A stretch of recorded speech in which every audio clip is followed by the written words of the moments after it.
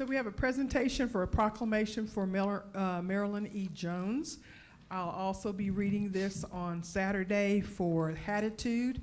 February, as we know, is Black History Month, and we will be honoring Dr. Jones during this time at the Hatitude, but I'll go right ahead and read the proclamation now. Whereas Dr. Marilyn Jones has dedicated more than 4 decades to education, public service, and community leadership. She has worked in public schools, higher education, and municipal government, supporting students, shaping policy, and advancing community projects. And whereas Dr. Jones made history in 1984 as the first Black woman elected to the Waco City Council, and has served on numerous committees, nonprofit boards, and civic initiatives. And whereas she has worked with 3 Texas governors, multiple state elected officials, and has met 7 U.S. presidents. As a young woman, she was part of an international student delegation to England and met Queen Elizabeth II. And she has traveled extensively throughout Europe and the United States. And whereas a lifelong advocate for children and families, she has implemented educational programs, contributed to major state initiatives like the Texas School for the Deaf Reconstruction Project, and worked alongside multiple Texas governors and U.S. presidents. She has also been recognized for her entrepreneurial spirit, extensive volunteerism, and lifelong commitment to the community service. Whereas Dr. Jones holds a PhD in child development and early childhood education from the Texas Women's University, and has taught at multiple higher education institutions, including Texas Women's University, Prairie View A&M University, Paul Quinn College, and Austin Community College. Her academic and professional expertise extends into counseling, career development, early childhood education, and workforce training. In addition to her work in education, she served in senior roles with the Texas Comptroller of Public Accounts, the Texas General Land Office, and the City of Austin's Brownfields program, where she contributed to policy development, land use planning, and major public initiatives. Notably, she successfully helped write legislation and secure funding for a $45 million Texas School for the Deaf Reconstruction Project. And whereas Dr. Jones is a proud life member of the Delta Sigma Theta sorority, enjoys the outdoors, and continues to inspire others throughout her leadership, compassion, and dedication to making a difference. And whereas Dr. Jones is also an entrepreneur, having successfully owned and operated a waiter staffing and food concessions business, and is an avid writer, researcher with passion for analytic inquiry. She has been featured in the Austin American Statesman and Jet magazine, and has received numerous awards for her leadership and service. And whereas Dr. Jones is a native of Waco, Texas, and a member of the Tolliver Chapel Baptist Church, she actively participates with Straight Gate Fellowship Baptist Church in Elgin. And whereas additionally, her volunteer service includes membership of Bastrop County Historical Commission, the Elgin Rising Star Eastern Star Chapter, Elgin Girl Scout Troop number 473, and the Elgin NAACP. Now therefore, I, Teresa McShann, Mayor of the City of Elgin, urge all citizens of Elgin and surrounding communities to join together in recognition and appreciation for Dr. Jones and the commitment and contribution she has made to this community. In official recognition whereof I have hereto set my hand and caused the great seal of the City of Elgin, Texas, to be affixed this 3rd day of February 2026.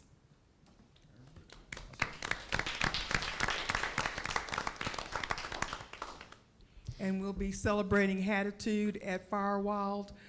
Meet and greet starts at 9:30 on Saturday morning, and 10 o'clock we'll begin the program. So everybody come and help us celebrate beginning Black History Month.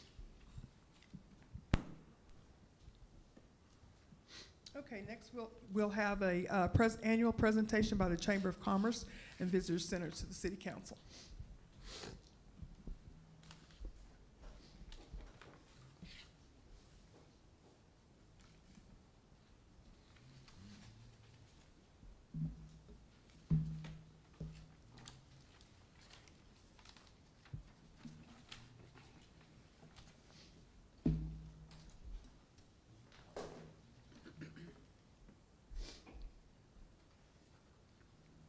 Good evening, and thank you for having us here tonight. So the Elgin Chamber of Commerce and Visitor Center, we truly value our partnership with the city, and we look forward to the opportunities ahead. And as Councilmember Gibson said in his prayer, we are stronger together. And tonight, I'd like to highlight a few key outcomes from 2025. So the Visitor Center in 2025 welcomed 42 outside Bastrop County visitors, 4 out-of-state visitors, and 1 out-of-town group. Our goal is to increase broader outreach, specifically reaching beyond day trippers and encouraging those overnight stays, what we like to call heads in beds. And so how are we going to do that? Well, we plan to expand promotion of our signature events like Western Days and Holiday by the Tracks, and leveraging additional platforms, including Texas Highway. These hosts report, we also had 19 Cocoa Stroll host stops, and these hosts reported interactions with out-of-town visitors and new residents. And the Elgin Courier published a feature highlighting the success of the day, not through just the Cocoa Stroll, but all of the Holiday by the Tracks, including the city's parade. So these events serve not only as community traditions, but important tourism drivers. So in our promotion of Elgin, we collaborate in the promotion and tourism with Elgin Main Street. I personally attend these meetings, these monthly meetings. We continue engagement with Sip, Shop, Stroll. That's a lot of S's. I'm so sorry for butchering that. And we activate our member base to participate, to help support this initiative. And our downtown collaboration through Mimosas on Main and a cash mob during Shop Small Saturday, those S's are gonna get me, have been fantastic. We've had coverage by an Austin media outlet, and the Wall Street Journal featured an article of one of our Elgin businesses and highlighted Elgin. We also focused on regional collaboration, participation in the Met Summit, so Manor, Elgin, Taylor, Texas, as we affectionately call Met, was held in Taylor last year. We're excited to host our Met Summit here in Elgin this year and bringing those regional partners to our community. I also attended the Central Texas Chamber Presidents Luncheon, bringing together 14 chamber presidents, many of which operate visitor centers. And this strengthens our collaboration and shared tourism strategies across the region. So looking ahead, well, we have a strong start to 2026. Last month, we sent out 2,175 rack cards distributed statewide in English and Spanish to Texas travel centers and visitor centers. We've renewed our partnership with Elgin Main Street, serving on the Promotion and Tourism Committee. And what we're looking to do is supporting bringing tourism bus tours to Elgin. We're also exploring reestablishing developer and realtor tours as well. We've also implemented a daily visitor tracking system, allowing us to better understand who is coming to our town and how we can serve them more effectively. And also enhancing our visitor experience by offering Elgin merchandise. I've acquired photo magnets featuring iconic Elgin locations by a local artist. And so we also have Hawkeye and Western Days t-shirts available, Cocoa Stroll mugs, and we are planning other additions such as Elgin-specific postcards and locally made art. We're also wanting to improve our visibility beyond our move to the Main Street location, and we are working on a refreshed branding, including logo updates and improved sidewalk signage so visitors can more easily see the visitor center. In fact, I have a couple renditions of something that was put together by someone I am working with of some logo variations, because in our current logo, we recognize Visitor Center is very teeny tiny. So we've heard the feedback shared during our last city council visit, and we are actively making progress to strengthen the Visitor Center and its role in supporting tourism and economic development. And in closing, we sincerely appreciate our partnership with the city of Elgin and the opportunity to be here tonight, and we're excited about the momentum already building for 2026. Thank you.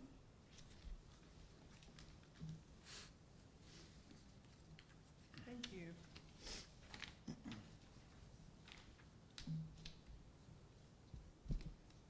Okay, we move to our city manager report. Yes, ma'am. Thank you, Mayor, Council. Some quarterly reports in your packets include your Public Safety Advisory Committee quarterly report, your Economic Development Corporation quarterly report, Main Street Board quarterly report, and I'd like to call up Ms. Alvarez on the Explore Elgin. Is there anything you want to speak to on that, Chris? Thank you, by the way, Ms. Bloom. Appreciate that.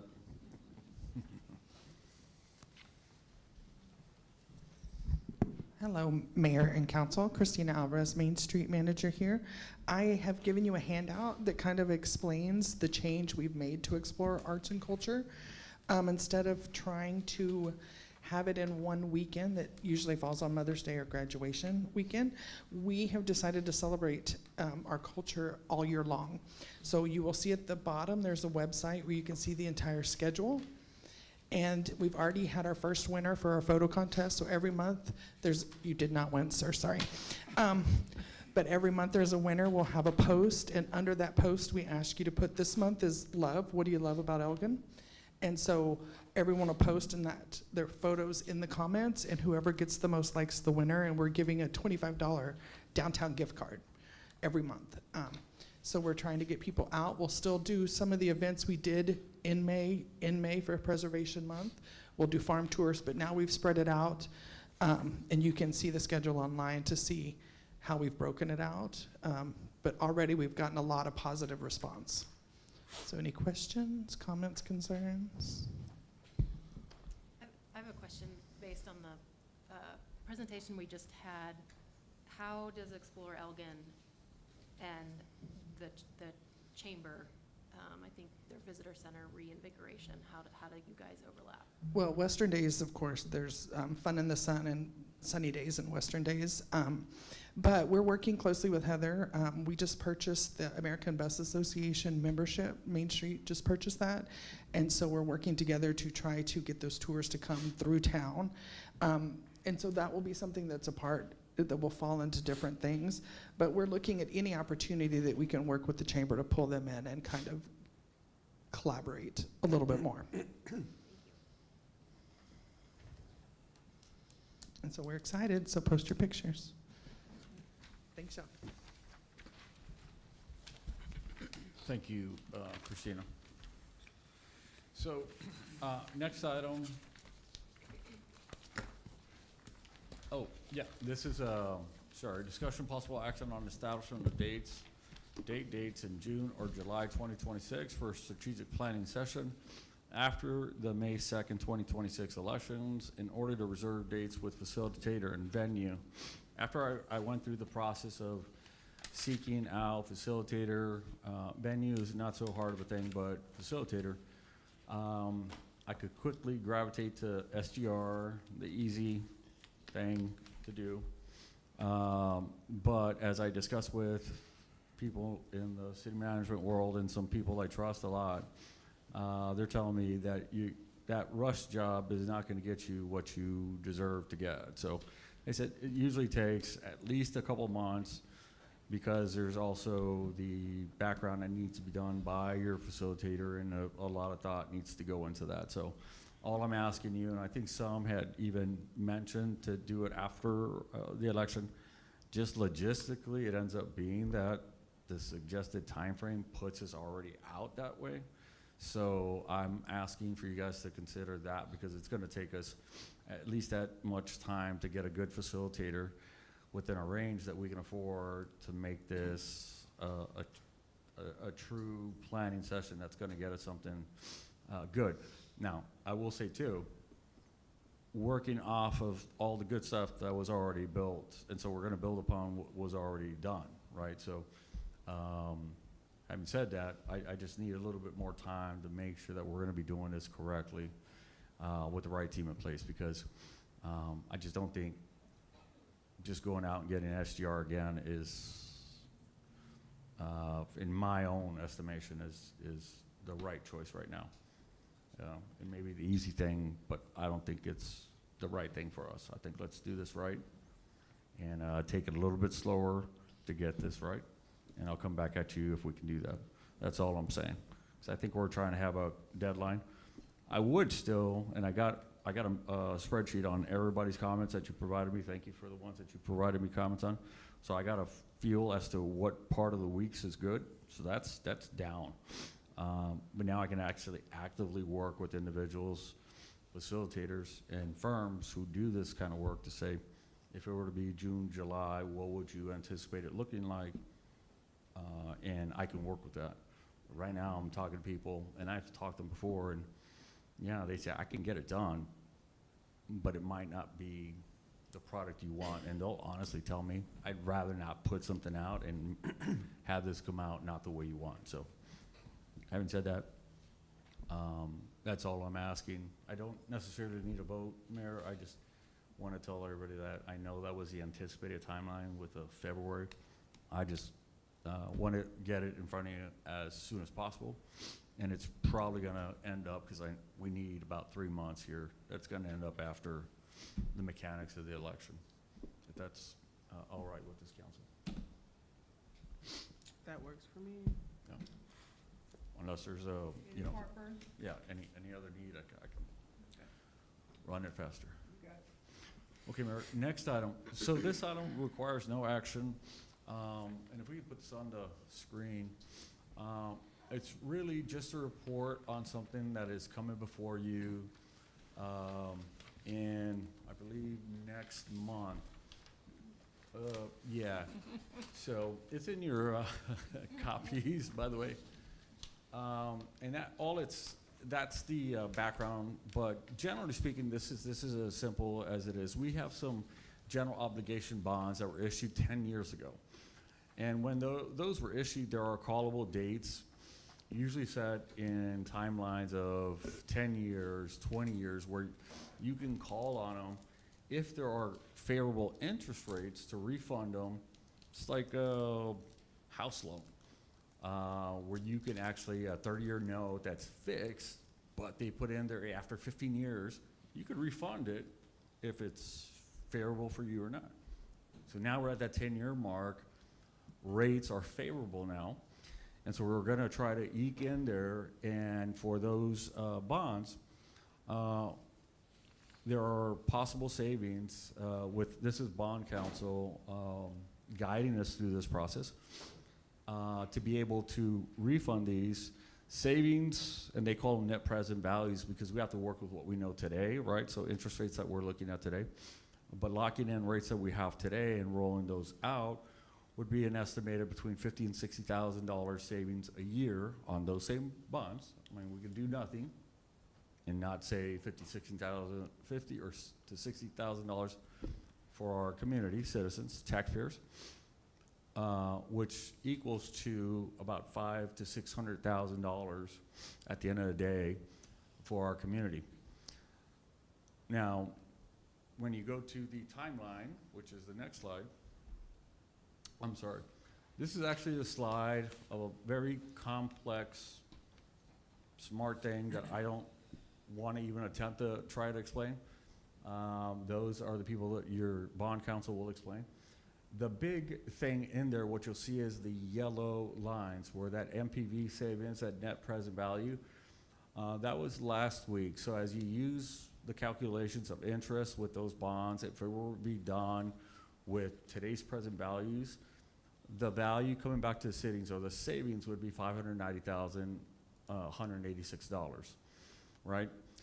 So at the next slide, you'll see,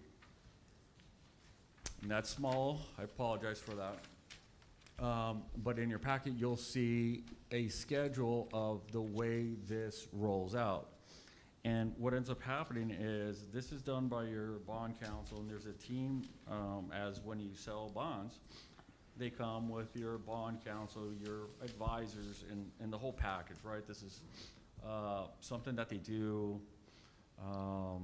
as a team effort, and they guide you through this whole thing.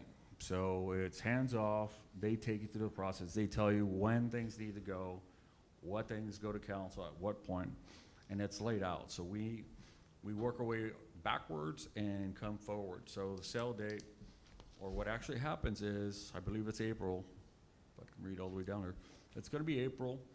The last date when you pull the trigger, essentially what happens is that night when the council, if you so decide, you say, okay, we're finally good with it. So that night they have, I believe it's like 48 hours to go out to the open market and lock in rates. You will give them parameters, right? So you're gonna be able to go, like, if we're looking for 5%, no greater than 5.5%. So they'll go out with, which usually won't change within, I don't know, 12 hours. Next morning, they'll go out there and lock in the rate. But to be secure, what they do is you all put parameters on there to lock in those rates. So then they go out there and they actually refund them at that locked in rate. They're not gonna walk in here already with a rate because they can't refund or do anything until you authorize them. All the way to the very end. Y'all have the authority, God given it, well, the authority by vested in you by the electorate to say, you know what, this has all been great, but we're not wanting to do it for X reasons. But if you elect to do it after the process, then that's the way it goes. They will be able to lock in for us on that day, and those bonds will now save money for the length of those 10 years for those bonds that we would have otherwise not seen the savings. Tonight, I just wanted to put that in your mind to say, you know, the calendar is what it looks like, and that's the intent that's going to be coming. I didn't want to be the first thing is that we have bond counsel standing here as the first thing you're seeing. I want to kind of glide into this saying this is what's coming up, and then we're going to have bond counsel saying, hello, counsel, we're looking to do exactly this, and explain it also, but as bond counsel, and then start taking us through the process, yada, yada, yada. Tonight, no action, sheer general explanation of what it is. And any of the complex financial questions, definitely they're able to explain and give you more detail. I just wanted to put this out there to get ready for this process, because once it starts going down, it'll follow that schedule. Generally speaking, the worst case scenario is that if they can't lock in a better rate, we just remain at the current rate. In fact, there's some language that we spoke of, some minimums, that if they can't reach a certain minimum benefit for the city, they cannot pull the trigger. And so that's a good thing with this. And so they work for us, they're fiduciary, so they have to work for the best interest. And so, and the only reason why this came up, in fact, is because they were callable. And if the interest rate would have been different, like if just by chance interest rates would have been higher, I wouldn't have received a phone call.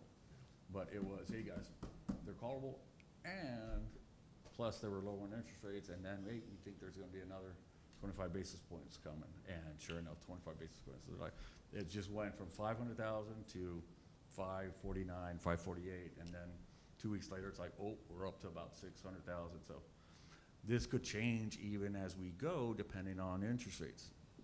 They obviously, they're smart individuals, and said, they say that's why it's NPV, net present value.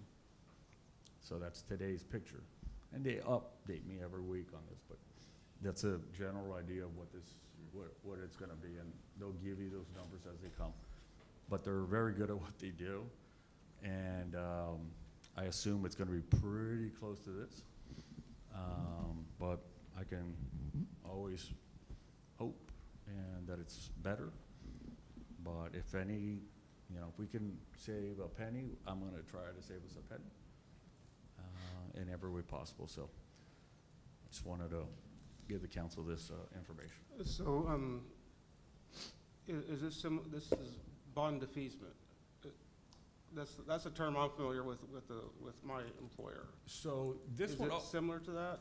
so this one we wouldn't be paying off, we're refunding. So essentially, we're just taking the same debt that we're carrying, and all we're doing is if we've got like a 6% interest rate that we're going across, we're saying, okay, well, that's okay, so we owe this, but now the interest rate is at 4.5%. So we're just saying, okay, well, we're gonna continue paying at 4.5% now. That's all we're doing at this point right now. Because even though it's for, 20 years, let's say, you have a callable date to where if it's good for you at those callable dates, that's why when you're selling bonds, you're gonna have some callable dates that you put in there to say, after 10 years, I want it to be callable. Sometimes you pay for that, but these came up and it just happened to be that interest rates were lower, but you just continue paying on it, and you have the option to have a different interest rate, but you continue paying on it. So nothing changes systematically other than a lower interest rate as you keep going down the road paying it off. So I think the defeasance, and I may be wrong, and please grant me the right to be wrong later. I think in the defeasance sense is that you would pay that off, bond off to be able to allocate for some other things. So you defease the bond in a certain way to be able to do some other things by virtue. This one is not that. This one is just changing interest rates, like refinancing your house or your car kind of thing. You're not extending the length of the bond, right? No, sir. No, just the interest rate that is more favorable to us. Because if we were to do that, then yeah, I'd hope, I demand to get more than 50,000 a year. But I wouldn't also be wanting to refinance any bonds at this point. That would be a big discussion with you all, and we're not at that point at all. That's all. Any questions about that? Okay. All right, our next one is the consent agenda, and we have our city council meeting minutes for January the 20th on there, and then a resolution authorizing the city to execute contracts for property acquisition for the Kennedy Street and County Line Road drainage projects. Anyone want to pull either one of those? If not, I'll entertain a motion. I'll make a motion to approve as is. I'll second. It's been moved in second, and we'll begin with Deputy Mayor Pro Tem Love. Love, yes. St. Pierre, yes. Rodriguez, yes. Grim, yes. McShane, yes. Kesnowski, yes. Gibson, yes. Swain, yes. All right, our new business, we have a resolution of the City Council authorizing the creation and funding of one full-time equivalent administrative assistant 2 position within the police department. Hello, I'm Todd Johnson, Commander of the Police Department. As you said, we're asking for a full-time position. It's actually funded for the rest of this year already by salary savings, but the reason for it is for FOIA requests. So right now, our FOIA requests are kind of handled. They're spread out for our other admin. They come in. The FOIA requests we don't know. Anybody can get open records requests for reports, accident reports, anything that we do that's public record. Anybody can request that.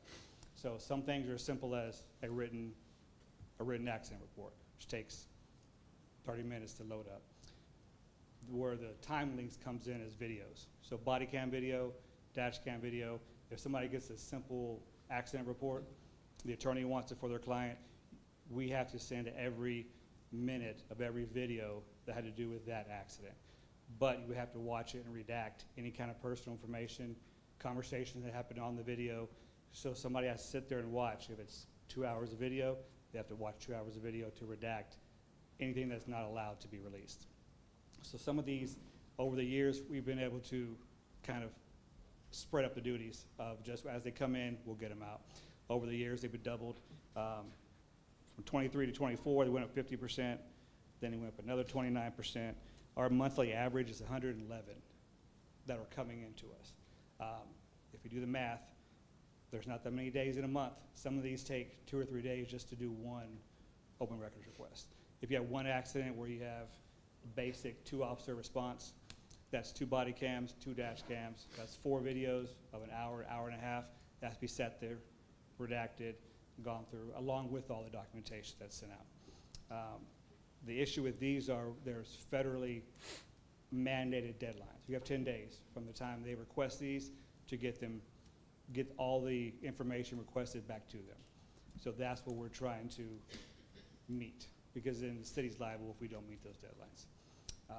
We've been able to maintain it over the years. It's getting to the point where we're having to juggle other things are having to fall short, and these are important things like case prepping that are going to the district attorney's office. The same admin work on these case preps.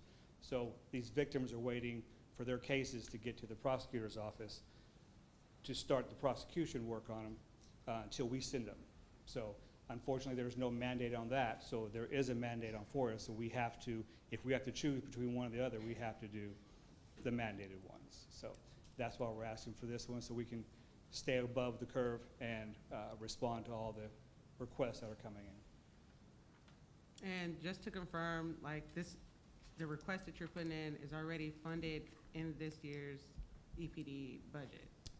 It's funded by the salary savings from this year, yeah. So the rest of the years, this year for this position, the money is already in there from the salary savings already. Yes. Quick answer is yes. No extra money, no additional dollars. So I have a question. I handle them for my employer. Is the city charging for what they can charge for? Once it gets to that level, yeah. We have to, of course, it has to meet that threshold. Right. After that, we are trying to recoup what we're allowed to recoup. Okay.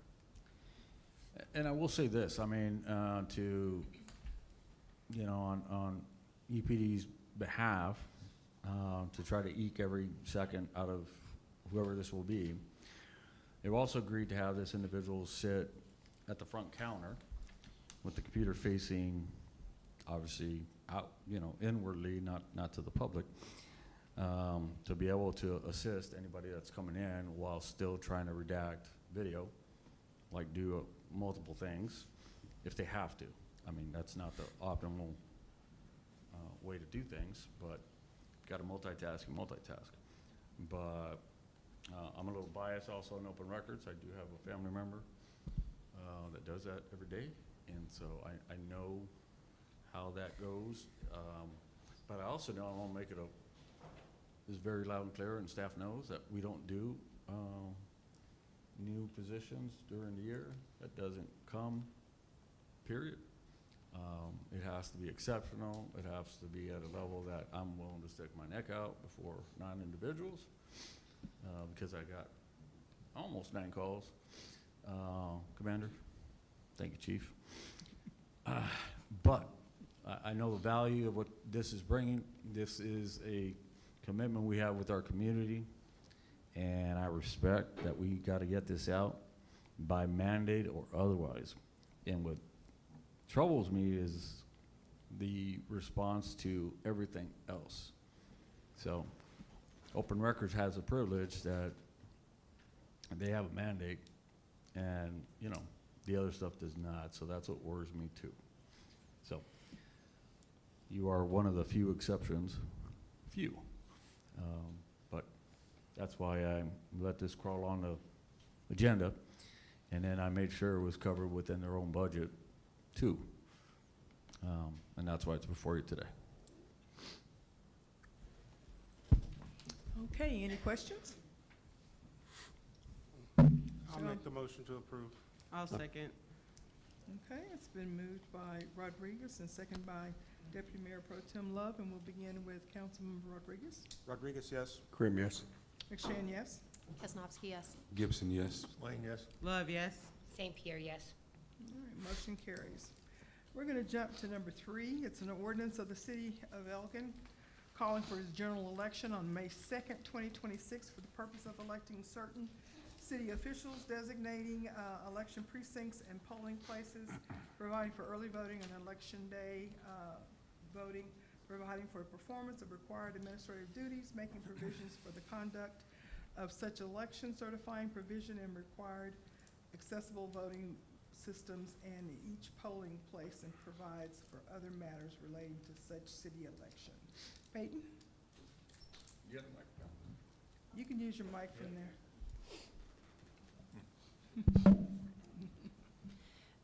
Yes, ma'am. So this is just ordering the election, standard procedure.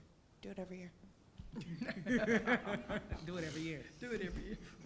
Same time, same time. All righty. I only have one question. When we're establishing polling places, would the rec center not be involved? No, sir. Currently, the city of Elgin uses, for Yeah. Bastrop County, we use the North Bastrop County Annex located at 704 Bull Run Road. Yeah. I just noticed last year there seemed to be, there was a lot of traffic there. Yes, sir. Is there any reason Travis County hadn't stepped up and finished their job yet? So this is actually typical for Travis County, and That's your answer. we will get those as soon as they release them. All righty, I have no other questions. We have a motion? I make a motion. Second. Okay. All right, we'll begin with Councilmember Crimp. Krim, yes. McShane, yes? Kesnowski, yes. Gibson, yes. Swain, yes. Love, yes. St. Pierre, yes. Rodriguez, yes. Can I just ask a clarifying question? Because I believe for the primaries, we are using the Bull Run. No, sorry, we Rec are Center. using the Rec Center and Yeah. Bull Run, correct? Yeah. That is correct for the primary, which is next month, March 3rd. And so, I guess, can you educate me why we would use 2 locations for the primary, but 1 location for the city? That reason, the county and then the city. The county and state don't want to pay for ours. We have to pay for our elections ourselves. Is that correct? Well, quite frankly, we don't have the turnout. Yeah. Okay, no, I think that's helpful. Yeah. As I know, because I had the same blip, like, wait, and I had to remind myself, so, just helpful. If council would like to consider that in the future, we can definitely talk about that for upcoming elections. I just know personally last year, it seemed like it was such the long lines and stuff at Ball Well, Run. there was about 4,500 constitutional amendments. Yeah. Yeah, well, that's true, yeah. Joy. If you had not read them before, 4,500. good luck. You ain't lying, though. I only noticed Okay. 4,300, sorry. Yeah. Well, it's That's about what, seven. that's what yeah. it felt like. Yeah. The primary is about to have the same thing. That's why it's 2 locations. Y'all see that? What? Wait, there's not amendments. No, go look at the ballot. It's not amendments, but it's all kinds of stuff on there. All righty, it is 7:15, and we're adjourning from our regular meeting and going into executive session.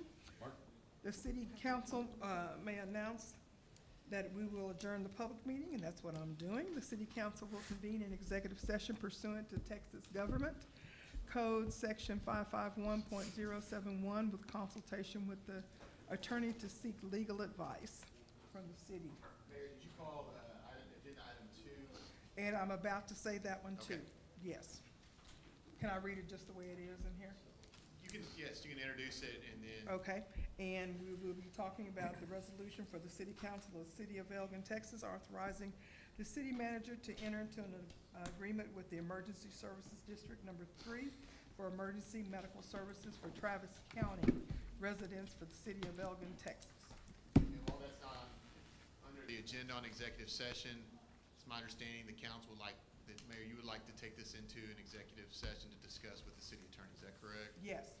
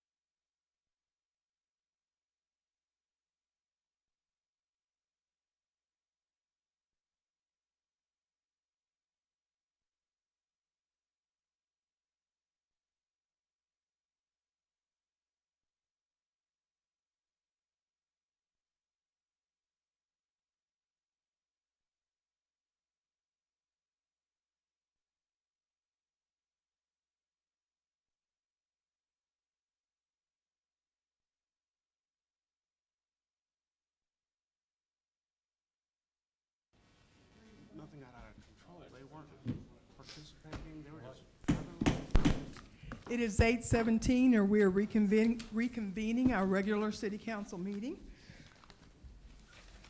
Number 2, resolution of the city council of the city of Elgin, Texas, authorizing the city manager to enter into an agreement with the Emergency Services District, and there is no action on that one. And then the executive session pursuant to section 551.071, consultation with the attorney regarding the wastewater treatment plant number 2, and there was no action on that one. Any other comments or announcements? Hope to see you there all Saturday with your hat on at the Hatitude at Firewall.